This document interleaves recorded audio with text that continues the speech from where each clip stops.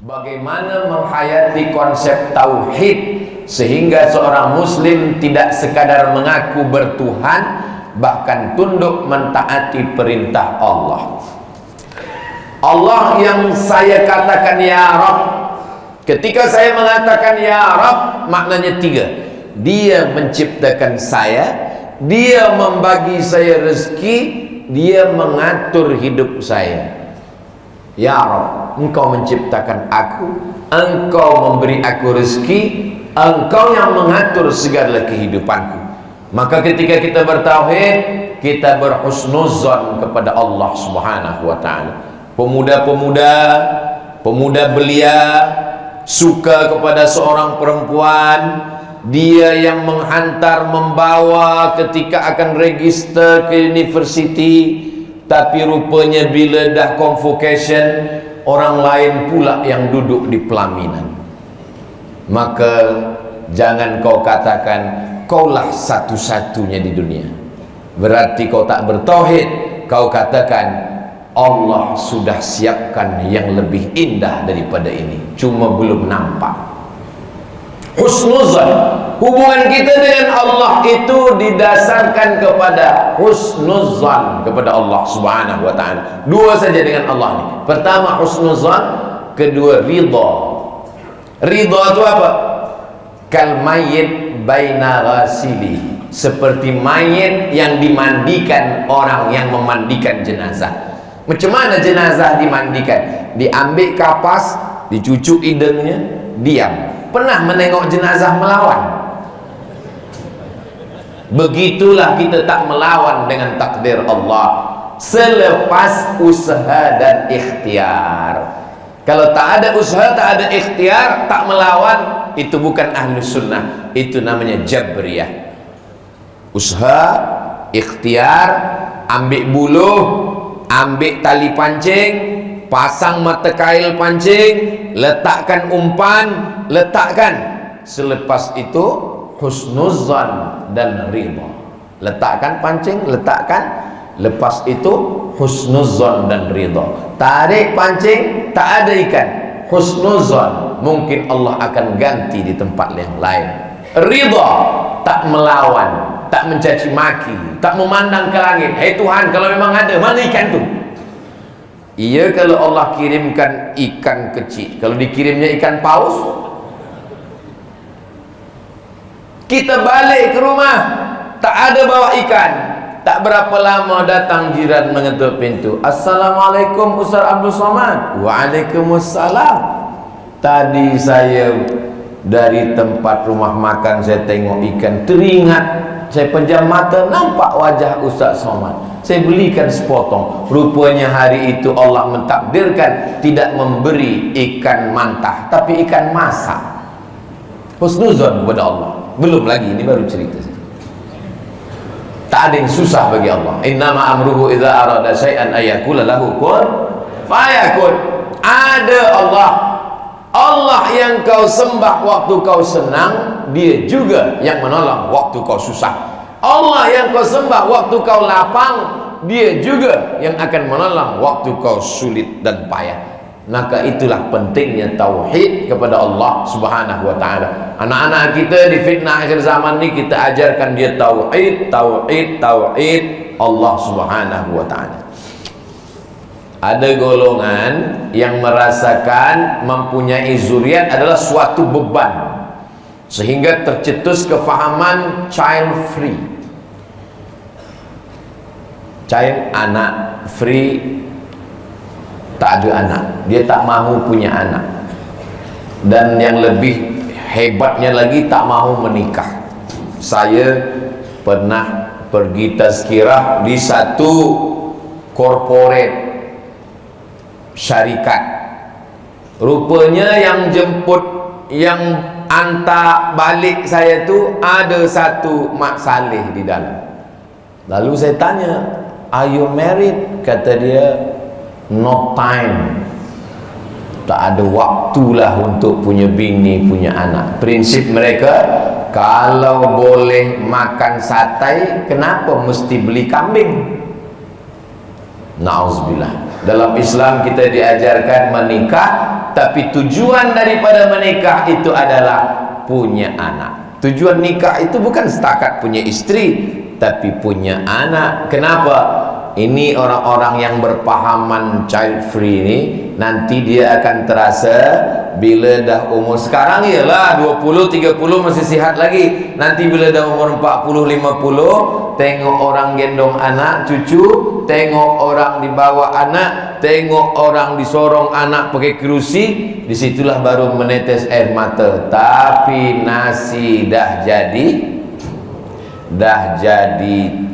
tahi ayam, bukan jadi bubur lagi. Mohon maaf, kasar cakap Ustaz Abdul Somad ni. Memang begitulah yang sesuai untuk orang yang kasar, melawan sunnatullah. Inni mukatsirum bikumul umam, saya bangga dengan kamu nanti kerana kamu umat yang terbanyak di akhirat nanti. Yang paling banyak adalah umat Nabi Muhammad sallallahu alaihi wasallam. Ada seorang Yahudi namanya Bernard Lewis, boleh dicari Bernard Lewis.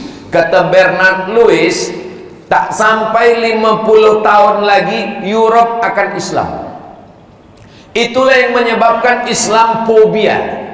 Orang Europe dengan Amerika takut dengan Islam, bukan kerana Islam punya bom atom, bukan kerana Islam punya senjata. Kenapa mereka takut? 3. Yang pertama, orang Islam beramai-ramai hijrah ke Europe. Maroko, Tunisia, Aljazair menempati Prancis, Paris. Turki menempati Jerman. India, Pakistan, Bangladesh menempati UK, Inggris. Apa yang dikatakan Bernard Lewis betul-betul terjadi. Zainuddin Zaidan dari Aljazair, ramailah Europe itu ditempati orang Islam. Yang kedua, mereka tak mahu menikah, mereka tak mahu punya anak. Orang Islam makan tidur 10 anak, banyak anak, banyak rezeki. Maka mereka akan bagi scholarship, akan bagi duit free sampai PhD, tetap tak mau punya anak.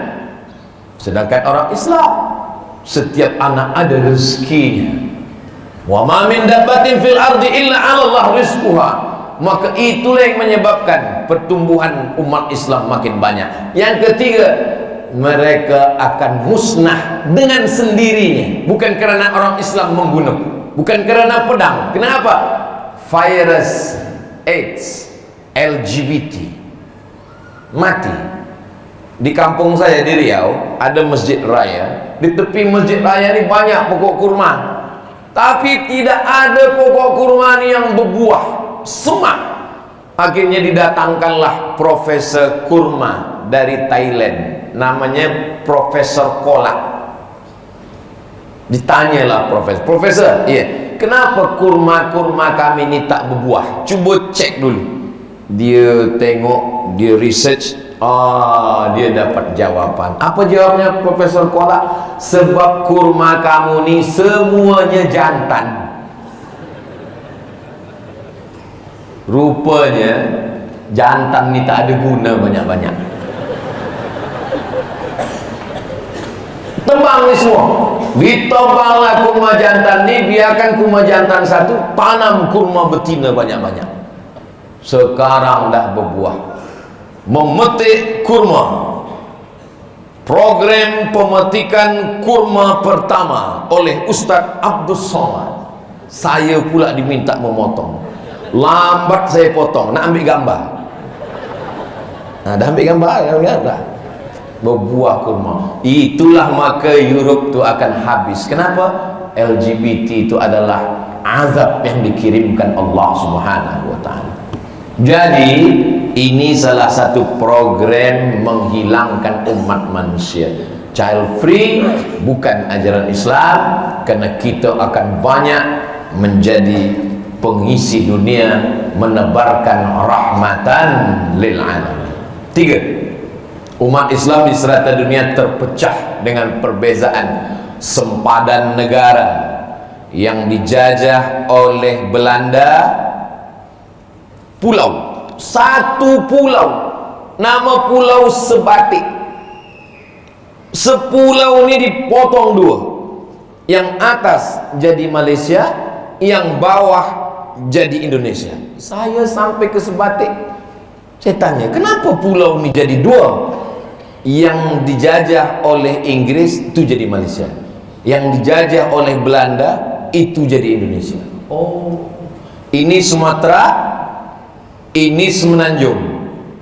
Antara Sumatera dengan Semenanjung ini ada pulau namanya Natuna.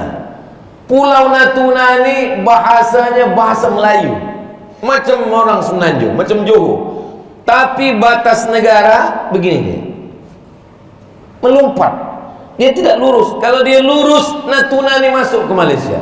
Tapi batas saya tengok, melompat. Saya tanya, kenapa Natuna ini masuk ke Indonesia? Suku dia Melayu, cakap dia Melayu. Sebab dia dulu dijajah Belanda. Nasib engkau lah dijajah Belanda. Batas sempadan negara. Apa lagi kata dia? Tentang masalah keturunan, kita tak boleh hina orang kerana keturunannya. Sebab apa? Sebab dulu malaikat waktu menghembuskan roh, maka malaikat tak ada tanya-tanya. Tak ada malaikat tu tanya, kau nak jadi Cina ke nak jadi Keling? Kau nak jadi Mak Saleh ke nak jadi Melayu? Tak ada. Maka kita tak boleh hina orang kerana kulitnya. Ideologi politik terpecah, ada yang Islamik, ada yang nasionalis, ada yang komunis, ada yang sekular. Berbagai sebab lagi. Kita kalau berjumpa dengan orang, yang kita tengok adalah persamaan kita. Kalau nak perbezaan, satu ayah, satu ibu, satu perut, satu rahim, satu kandungan, yang kembar pun banyak perbezaan, yang bersaudara kandung pun banyak perbezaan. Tapi kalau kita tengok sama-sama, yang kita tengok adalah sama. Dia bukan orang Melayu, dia bukan orang Malaysia, dia bukan orang Asia Tenggara. Rambut dia macam rambut jagung, mata dia biru. Tapi kalau kita tengok sama-sama, sama apa? Sama-sama manusia, sama-sama ciptaan Allah. Kita boleh berdamai. Dia bukan manusia, dia bukan orang Melayu, dia bukan pula punya warga negara. Apa dia? Kerbau. Tapi dia sama-sama makhluk Allah. Wa ma arsalnaka illa rahmatan, bukan lil muslimin, bukan lil mu'minin, lil alamin, semesta alam. Idza dzabhtum fa ahsinu dzabha. Kalau menyembelih, sembelih dengan baik. Macam mana menyembelih dengan baik? Falyuhidda syafratahu, tajamkan pisau. Ambil kertas, kalau dia putus, okey, dah boleh. Jangan sampai memotong sampai tak putus-putus. Sekali putus. Macam mana kami nak tengok sekali putus? Boleh tulis di YouTube, Ustaz Somad sembelih kurban. Ada. Selalu Ustaz sembelih sekali je. Nak bagi contoh saja. Saya ni orangnya lembut, tak sampai hati menengok binatang tu mati, menderita. Tapi saya mesti bagi contoh. Tapi bila dia dah mati, tak sampai hati pula untuk tidak menghabiskannya cepat-cepat. Kepada binatang pun tak boleh menyakiti. Maka ketika ada orang yang mengasah pisaunya, mata kambing tu terbuka, Nabi marah. Aturidu antumita hamautatin, engkau nak buat kambing ni mati berkali-kali. Maka kalau telinga kambing tu panjang, tutupkan ke matanya. Arahkan pisau ni ke sana, kepalanya ke sini. Tak boleh mengasah pisau di hadapan mata kambing.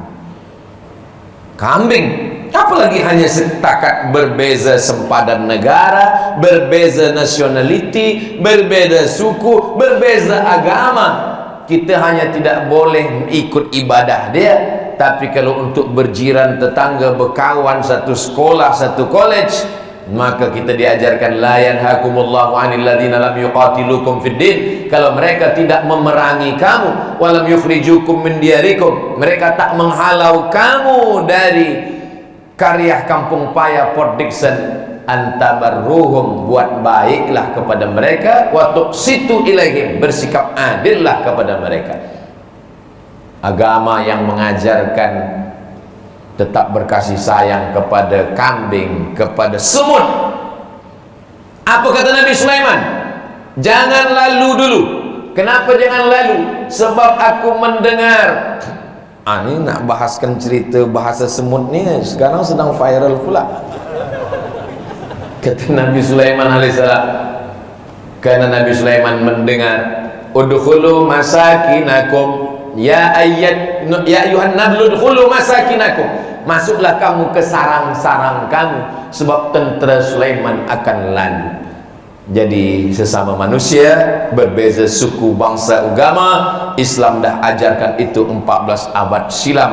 Kita tetap boleh Malaysia Madani, hidup bersama demi masa depan yang lebih baik, bukan sesuatu yang baru, ajaran yang sudah lama dibawa oleh Sayyidina Muhammad sallallahu alaihi wasallam.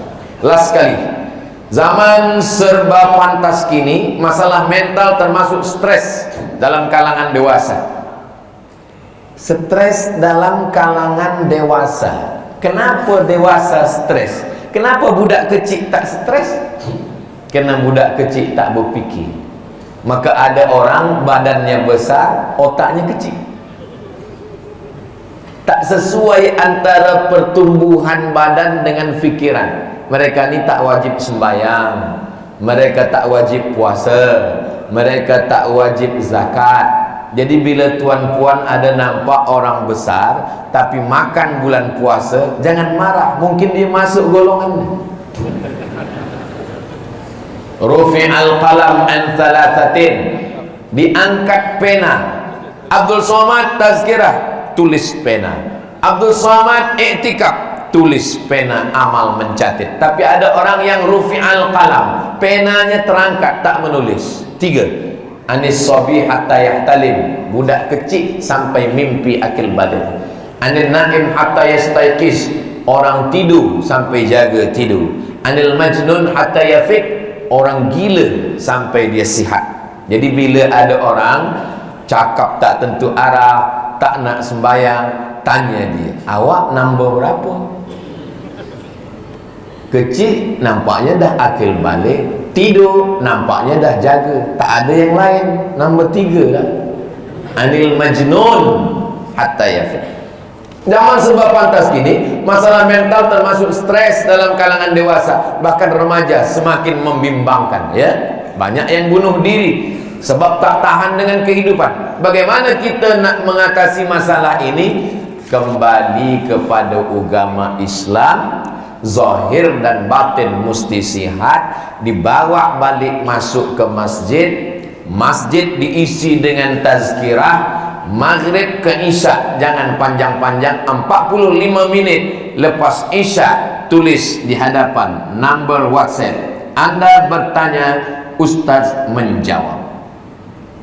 Lepas isya, maghrib ke isya 45 menit, Isnin malam Selasa akidah sifat 20 wujud kidam baqa, Selasa malam Rabu fiqah, fiqah sembahyang, fiqah toharah, fiqah salat, fiqah zakat, fiqah puasa. Rabu malam Khamis akhlak, zuhud, wara, zikir. 3 ni usul dasar Islam, akidah, fiqah, akhlak. Khamis malam Jumat tafsir surah Yasin, baca Yasin, jelaskan makna tafsirnya. Hatam surat Yasin, pindah tafsir juz amma. Sanggup bacakan kitab tafsir, bacakan kitab-kitab tafsir muktabar para ulama ahlu sunnah wal jamaah. InsyaAllah selamatlah kita, anak-anak kita daripada stres, depression, anxiety dan semua penyakit-penyakit mental lainnya. Mudah-mudahan kita semua istiqamah.